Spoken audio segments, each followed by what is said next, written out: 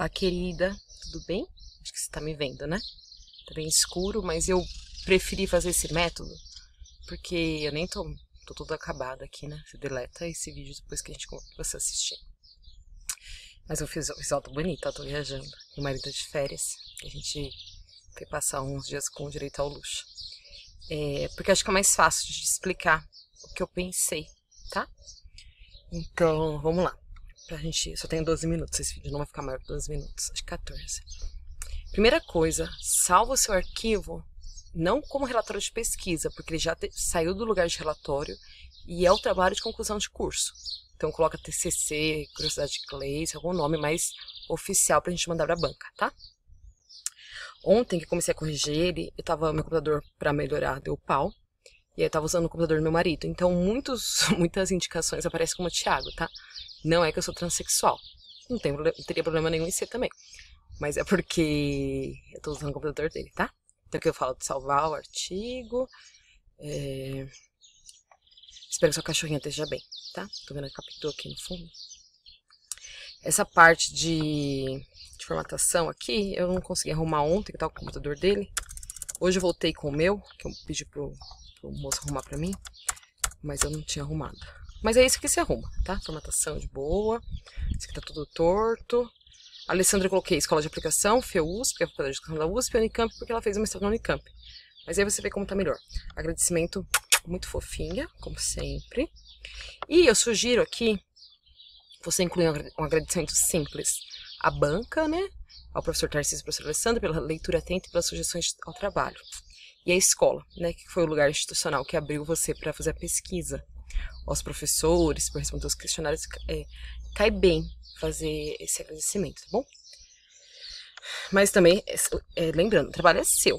Tudo isso aqui é uma sugestão, tá bom? Ver o que às vezes você odeia a escola, às vezes você odeia os professores, você não quer fazer por uma questão política, não por esquecimento, tudo bem, tá? O resumo eu mudei bastante. Não que eu mudei bastante, porque eu fui atualizando um pouco do que a gente cumpriu. Muitas vezes, deixa eu ver como que eu faço aqui, ai meu Deus, o tempo passa muito rápido. Simples, ó. Tá vendo? É desesperador ver, né? Mas não quer dizer que você escreve mal, nada disso que eu sempre falo. Eu fui fazer uma adaptação da linguagem, porque às vezes você pode ter se comprometido com uma coisa que acabou não cumprindo. Então a gente faz já o resumo pensando no que a gente conseguiu entregar. Outra coisa é arrumar os verbos. Então não é, nós vamos fazer, né? A gente não tem tempo de prometer mais nada. É o que a gente fez, né? Então, foi feito, não faremos, foi feito, pam, pam, pam.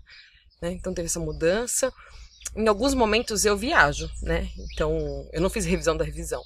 Você dá uma boa lida para ver se não tem coisa mal conectado, mal conjugada, essas coisas que podem passar.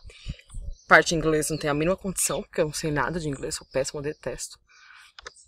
Quadro tem que atualizar. Eu sugiro tirar um dos quadros, mais pra frente eu te falo, tá? O marido também precisa atualizar, por quê? Eu te mandei lá uma mensagem pra professora Kelly, né? Uma das coisas que estão pegando no seu trabalho é o número de páginas, né? Que tem a ver com o conteúdo que tem que estar mais forte, um embasamento teórico mais forte. Então eu tô fazendo algumas ideias de a gente pôr mais subcapítulos, que é uma forma fácil de escrever mais coisa, sem ficar repetitivo e sem ter que mudar toda a estrutura do texto, tá? É uma sugestão. Então se a gente colocar esses subcapítulos, eles têm que aparecer aqui no sumário. Aí você precisa... Só que assim, eu acho que a gente pode ir fazendo aos poucos, tá bom? Como você tem até março, né, pra fazer. Não aos poucos, a gente faz. Porque o meu objetivo é a gente conseguir pelo menos umas 50 páginas, sabe? Fora os anexos, e a gente põe os anexos. Então vou lá, introdução. Aqui eu arrumei o recuo, falta a página. Só vai ver se você encontra a página que você tirou do bachelor. Assim, eu fiz revisões. O que acontece? Texto é um inferno. Se eu ler 10 vezes, eu vou ver mudanças no seu texto as 10 vezes. Então, por isso eu também não quis mexer mais muito. Então, eu vou apontando sugestões. Eu vou escrevendo muito por você. E aí é o que eu falei pra você. Então, eu até parei, porque senão eu achei que eu vou escrever o trabalho inteiro, né? Reescrever, porque eu tenho um jeito de escrita e você tem outro. Eu tô colocando um pouco da minha escrita pra você também se inspirar. E para ver outros caminhos de possibilidades de falar sobre o tema. Então vamos lá.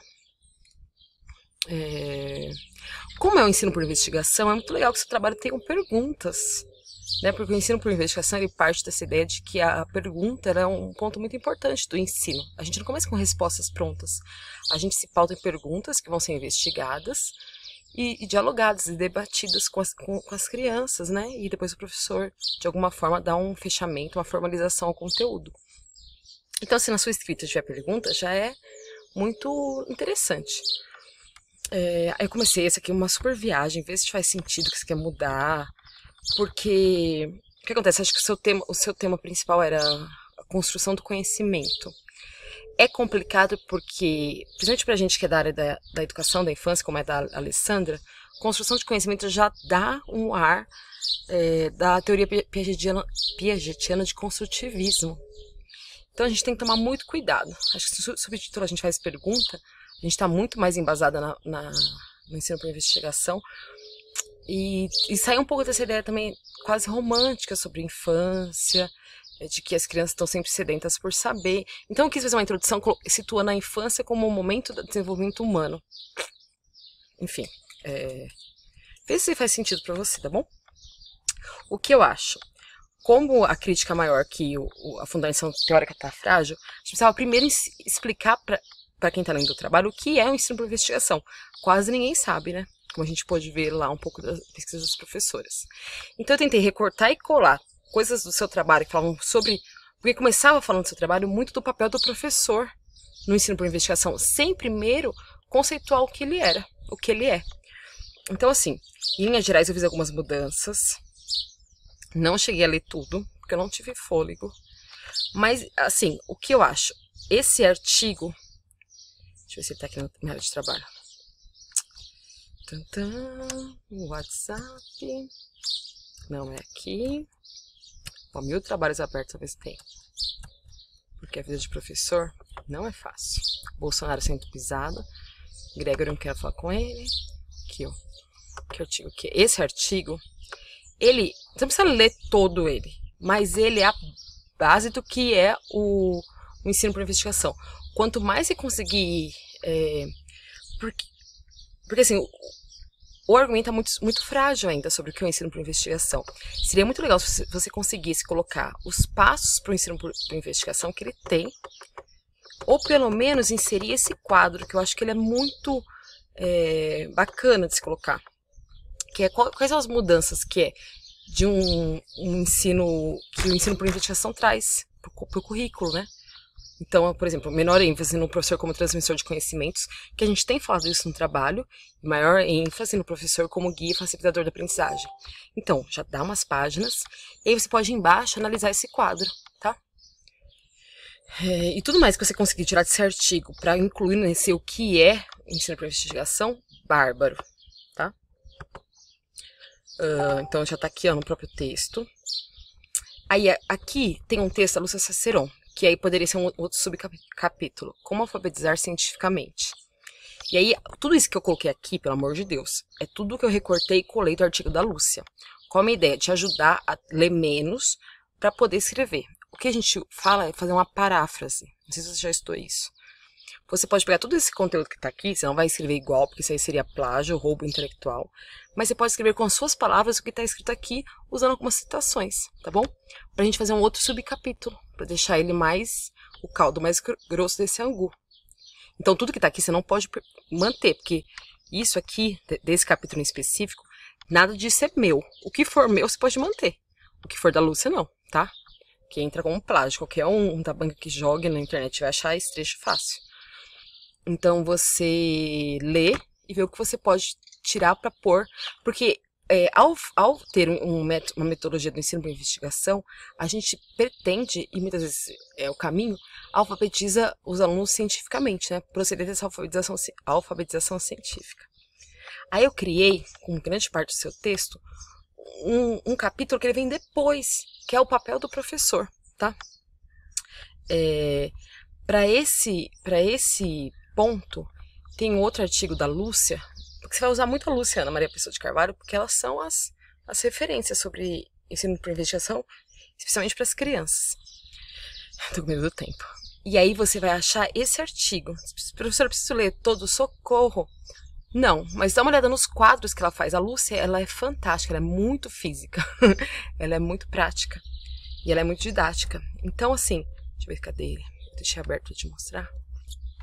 Então, aqui, ó. Esse é o texto dela, coloquei o referencial lá pra você usar. Então, tem coisas que são muito legais. Por exemplo, ela faz passo a passo. E você conseguiu colocar. Então, o que é investigação nesse processo? O que são as interações discursivas? O que é isso? É uma palavra bonita para dizer como o professor vai agir, né, com os alunos. Então ele é espontaneista, ele deixa os alunos lá discutindo, levantando hipótese e acabou o ensino? Não. Tem um papel do professor que é muito importante, de criar curiosidade, de chegar a ajudar os alunos a fazerem o seguinte, a construção lógica. Se a Terra é plana, a Terra é redonda, logo, e isso abre essa linguagem científica, né, para o universo da criança, que sozinha ela nunca vai conseguir chegar, porque ela é menos experiente nesse mundo, ela não estudou física, ela não estudou ciências, né, é só um professor que é capaz de fazer essa condução. Para o ensino por investigação não ficar uma coisa muito construtivista, espontaneísta e muito largada, entende? E não é isso o ensino por investigação, ele tem todo um procedimento, né? Aí fala sobre a divulgação de ideias, alfabetização. Não, aqui é aquela parte que eu pedi para você colar. O que me interessou nesse artigo, eu estava olhando, esses quadros são muito legais.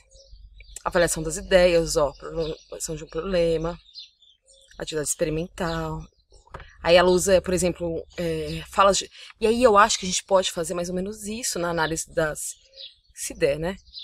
Ou usar como inspiração para analisar a fala das professoras. Porque eu acho que a gente está usando muito pouco o material rico que você conseguiu. Que são 3 questionários respondidos. Então a nossa análise não vai ser quantitativa, porque não é uma questão que eles assinalaram, né? E a mesma pergunta para todos, é qualitativa. Analisar aquilo que os professores responderam. Se você quiser me mandar os formulários, o que eu posso fazer é dar destaque para aquilo que cada professora falou, que eu acho que é interessante de ser analisado e constar no relatório. Vou voltar aqui para o seu trabalho. Acho que são 15 minutos de gravação. Aí aqui eu eu fui fazendo um Frankenstein, assim, recortando seu trabalho. A metodologia também, a Kelly comentou que achou que estava muito frágil. Então eu já trouxe o quadro. Tem que tirar a ideia de relatório desse trabalho. Tem que fazer ele como um trabalho final, né? Esse fechamento. Aí, aqui você precisa rever. Eu acho muito difícil, eu nunca vi no mundo, uma graduação em psicopedagogia. É sempre que é um horror também, eu detesto. É sempre uma especialização. Então, provavelmente, essa professora é formada em pedagogia ou no magistério, porque senão ela não poderia estar em sala de aula. É uma questão de lei. Então, rever isso no questionário dessa P13 e ver... Tem que ser 100% em pedagogia. Ou, pelo menos, ter 92% em pedagogia e 8% no magistério, tá? Porque senão não poderia estar em sala de aula. Aqui 4 de perguntas. E aí essa parte que vai analisar as perguntas, eu não consegui ajudar muito, porque eu precisava ver os questionários. Vou pedir para você compartilhar comigo. E também eu acho que tem que analisar mais, pra gente conseguir fazer esse TCC aumentar um pouco. E tem tudo para ser linda, né? Lindo. Pra ser linda, assim, tá no caminho que eu considero muito bom.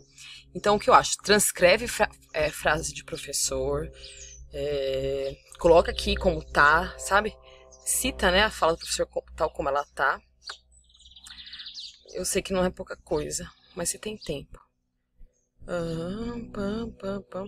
Aí aqui, em ensino de investigação, aí eu mudei o tema. Uma abordagem didática nos anos iniciais e o impacto, talvez. O impacto no ensino da física. E aí eu acho que aqui a gente faz uma escrita falando sobre isso, que a gente faz esse trabalho na licenciatura em física, sabendo que ele pode dar fruto, inclusive no ensino médio, né? Com esse trabalho já com as crianças. Considerações finais. Depois eu leio com calma. E aqui você precisa colocar em ordem alfabética, tá? E incluir essas referências que eu te mandei. Então, sempre começa com sobrenomes com A. Por exemplo, a Aparecida viria aqui primeiro, tá bom? No mais, eu acho que você foi uma formosura, assim. Você cumpriu o que foi pedido.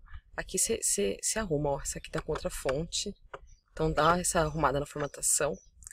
E me manda o que você não entender, tá bom? Espero ter ajudado. Eu sei que eu tenho uma recortada, mas esse é o processo mesmo. Não me mate. Um beijo.